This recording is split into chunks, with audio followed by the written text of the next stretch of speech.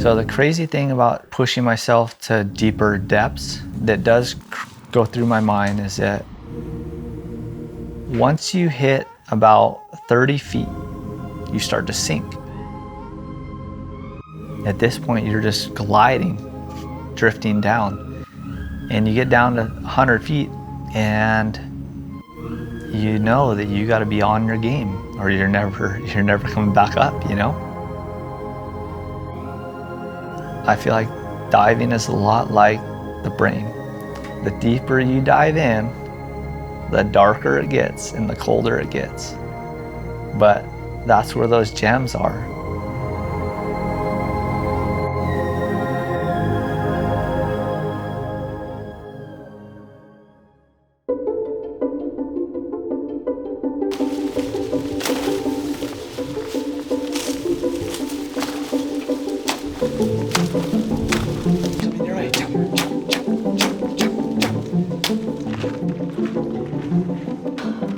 Okay, so just a quick backstory of Hawaii. I guess it's the youngest island of the chain. It hasn't had a chance to get broken down yet. It's all still jagged lava rocks. It's real rugged. We have no huge white sand beaches. Everywhere you surf, it's reef and coral and vana, which is sea urchins, and all this stuff that can cut you. And the thing about Hawaii is that, like, hunting, diving, surfing, and fishing is sacred. It's a sacred thing. The land that you're on, the places that you're going, this may be people's spot. You know, and Danny hasn't been hunting very long. You know, it's not like a lot of, like, the boys that I grew up with, that was part of our life. And that's the way we live, that's the way we grew up, and Danny knows the rules, you know? You learn from an early age that you never turn your back to the ocean. You never know when a huge wave's gonna come and just knock you onto the rocks or drag you out to sea.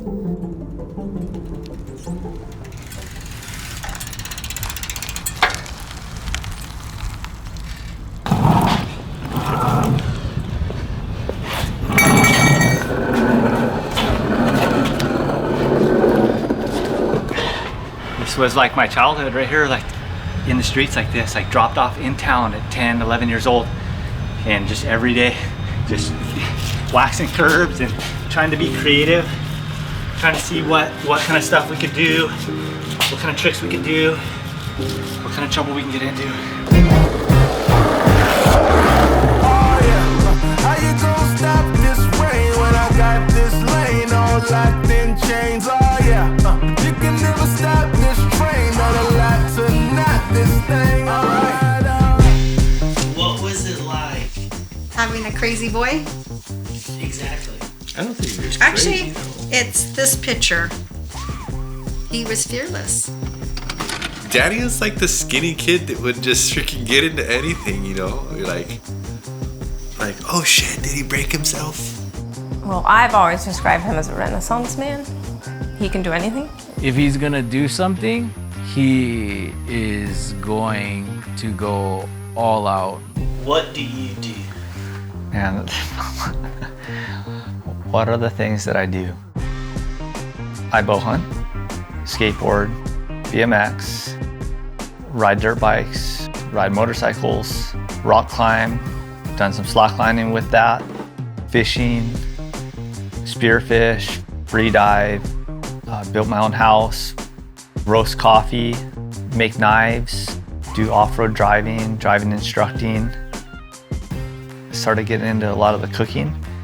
He's like one of those people that, like, you can't be like tamed in a way, you know, like he's always gonna be out there doing something, and I don't think he'll stop anytime soon.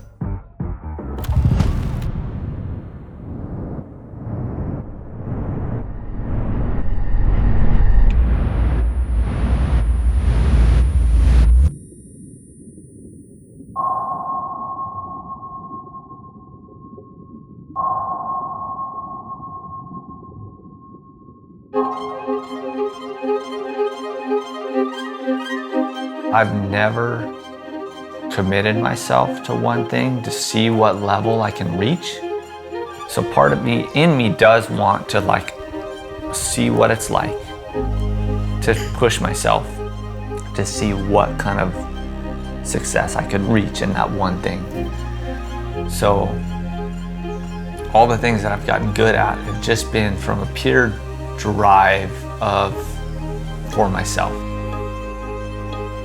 Once I see capable of something, nobody's gonna stop me.